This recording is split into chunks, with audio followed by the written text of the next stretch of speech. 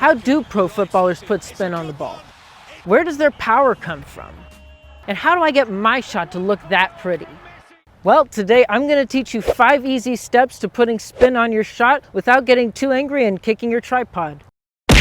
Getting right into it, step 1 is the run-up. For a direct shot, we like to start our run-up slightly off center from the ball, but for a curve shot, we want to come at the ball a little bit more from the side. How far back you start your run-up completely depends on your stride and what kind of situation you're in.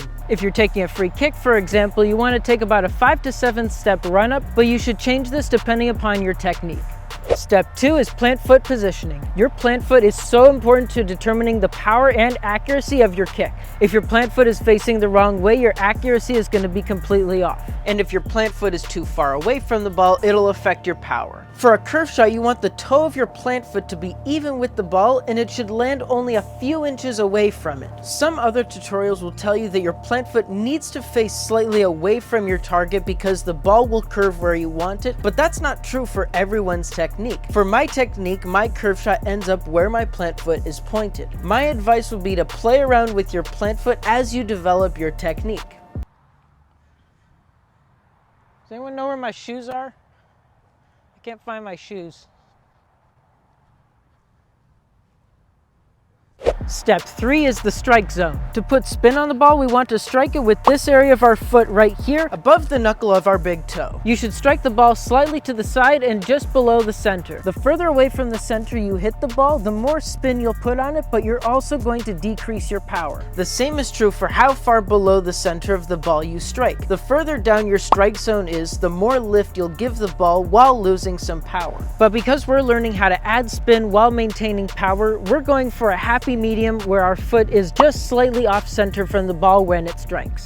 Step 4 is the strike. As you're planting your foot and bringing your kicking foot back, you want to also lean your body to the side and put your arms out for balance. This will lift your hip up on your kicking foot to make sure you don't scoop under the ball and embarrass yourself on those crucial free kicks. Okay, now we're ready to make contact, so lock your ankle at a 90-degree angle and wrap your foot around the ball as you swing through it. And just make sure that you lean your body a little bit over the ball as you go in to strike it. Otherwise, your body is going to lean back and you're going to lift the ball way up into the air. Lastly, step 5 is the follow through. Where your foot travels after initial contact with the ball is crucial to determining how much spin you're going to put on the ball. When I'm putting spin on my shot, I always follow through by pointing my toe directly at my target. Okay, so from the beginning, you want to start your run-up at more of an angle, land your plant foot so your toe is even with the ball, aim to strike the lower outside center of the ball, lean your body to the side, and follow through towards your target. Okay, so now you've done all the steps and your shot still sucks.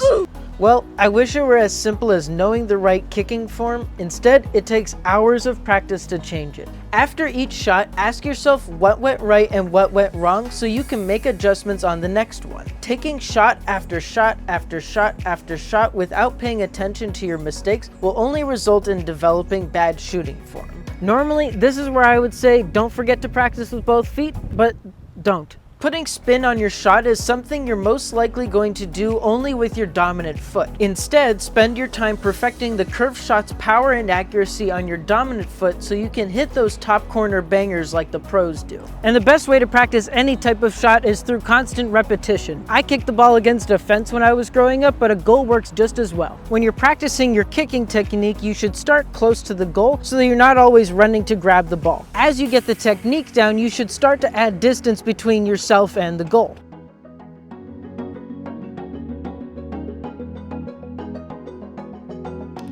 All right, now get out of here so I can get some sleep.